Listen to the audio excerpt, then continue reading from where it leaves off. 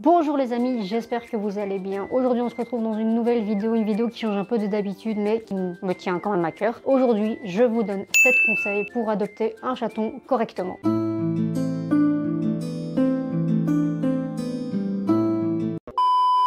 Avant que la vidéo commence, je tiens à dire que d'abord, il faut savoir qu'un animal, c'est pas un jouet, il faut s'en occuper de cet animal-là. Il faut absolument que vous sachiez débloquer du temps pour cet animal-là, surtout quand ils sont jeunes, donc un chaton en l'occurrence ici. Si vous savez déjà à l'avance que votre chaton, il va rester enfermé dans un appartement 8 heures d'affilée, ça sert à rien. Le chaton, il a besoin de vous, il a besoin d'être stimulé, il a besoin de plein de trucs. Et donc si vous n'êtes pas là pour lui apporter, ça sert à rien d'en prendre un. Prenez un animal que si vous êtes sûr de prendre cet animal et de savoir vous en occuper en temps et en heure.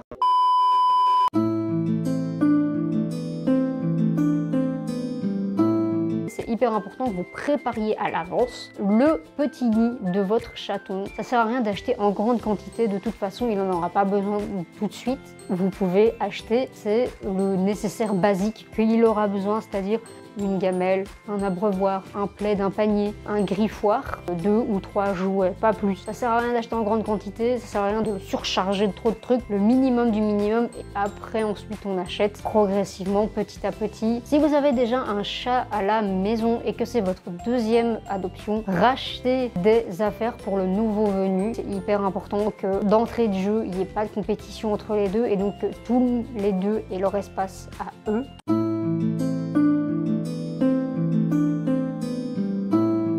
Temps d'adaptation. C'est hyper important de laisser son chat s'adapter à son rythme, de ne pas le brusquer. Vous pouvez l'aider en lui montrant que vous l'aimez, que vous voulez son bien-être, etc., mais ne le brusquez pas, ne l'obligez pas, ne le forcez pas à découvrir son environnement, qu'il le fasse par lui-même. Le temps d'adaptation, c'est vraiment propre à chacun.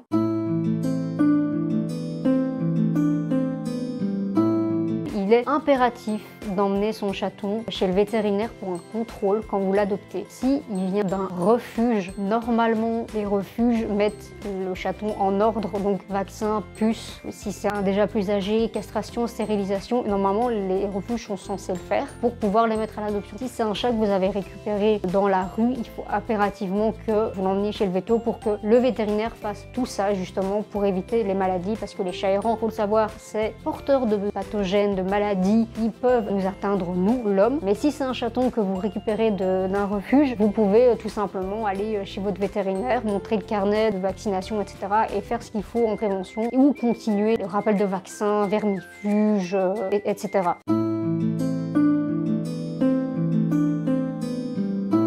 C'est même un des points les plus importants, je trouve. Il faut que l'alimentation soit adaptée à l'âge de votre chaton. Si vous adoptez le chaton à l'âge normalement où on peut l'adopter, c'est-à-dire 2 mois, vous devez adapter une alimentation pour chaton. Si il est plus âgé, c'est-à-dire 1 an, 2 ans, 3 ans, c'est déjà un chat quand même adulte, donc il faut de l'alimentation adulte. Attention, je précise que le chat est un carnivore strict et donc il a besoin de protéines animal et ça sert à rien de lui donner des produits où dans la liste des constituants analytiques, la première chose que vous allez voir c'est végétal, huile de tournesol ou graines de riz et tout ce qui s'ensuit. Non, le chat a besoin de protéines animales, c'est la base de son alimentation. Quand il va chasser des proies, souris, mulots, rats à l'état sauvage, il peut les manger. Il faut impérativement que votre chat continue à avoir des protéines animales tout au long de sa vie, bien évidemment adaptées à son âge. Ne commencez pas à lui donner une alimentation végétarienne. Non, vous allez plus lui donner des carences qu'autre chose et après il y aura des pathologies derrière. Donc si vous voulez pas vous retrouver chez le véto toutes les 30 du mois, adapter son alimentation directement et tout ira bien.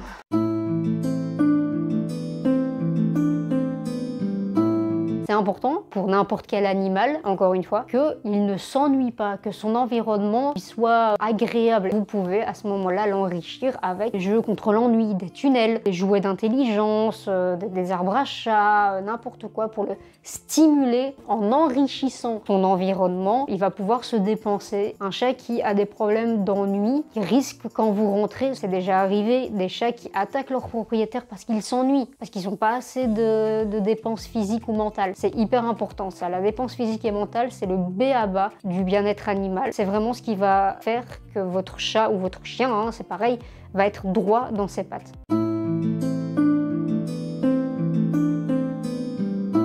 Faites en sorte que votre chaton se sente bien avec vous, créez un lien positif avec lui qui est basé sur la confiance et l'affection. La première chose à savoir, c'est connaître la personnalité de son chat, savoir quel est son caractère. Et en fonction de son caractère, vous pourrez communiquer avec lui. C'est aussi important de savoir lire votre chat. Alors, c'est pas donné à tout le monde, mais n'empêche, c'est quand même faisable. En fonction de la posture dans laquelle votre chat va se mettre, s'il dort, n'allez certainement pas l'embêter. En fonction du caractère, il y a des chats qui réagissent moins bien que d'autres. C'est important de créer une relation de confiance et de sécurité entre vous et votre chat. C'est ce qui va créer votre base et c'est ce qui va faire que vous allez avoir une cohabitation idéale.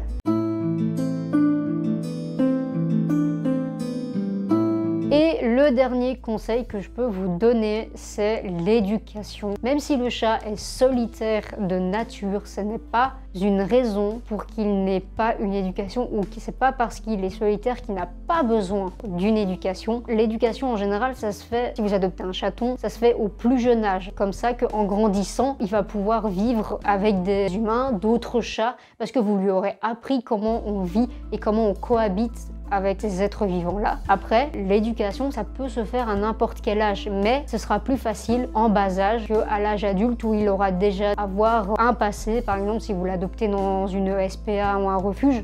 Mais c'est faisable, mais il faut du temps et de la patience. Mais en général, on dit que l'éducation, ça se fait au plus jeune âge, comme ça. Le chat, il est socialisé correctement. Il sait le code de la vie avec un humain, le code de la vie avec d'autres congénères. Et le chat, avec cette éducation-là, ça facilitera sa vie avec nous, avec d'autres chats, et le chat il sera bien dans ses pattes. La socialisation, c'est aussi une partie très importante de l'éducation. La socialisation et l'éducation vont ensemble, mais sont deux choses complètement différentes au final, parce que la socialisation, c'est lui montrer les choses, c'est lui montrer d'autres chats, lui montrer des chiens parfois. Si vous avez un chien, il faut lui montrer aussi pour qu'il apprenne à vivre avec le chien, qu'il n'en ait pas peur. Si vous avez des enfants, n'hésitez pas, dans le respect du chat encore une fois, mais montrer le chaton aux enfants. C'est vraiment important qu'il découvre un maximum de choses, qu'il ait un panel de choses vécues en étant chaton au final, pour qu'après, à l'âge adulte, ils se disent au final ça c'est normal. J'ai vu ça quand j'étais petit, je suis habitué, et le chat il se portera très très bien. Voilà, c'est la fin de cette vidéo. J'espère que ça vous aura plu. Moi je vous retrouve dans une prochaine vidéo. Si la vidéo vous a plu, on like, partage, commente, on s'abonne et à bientôt.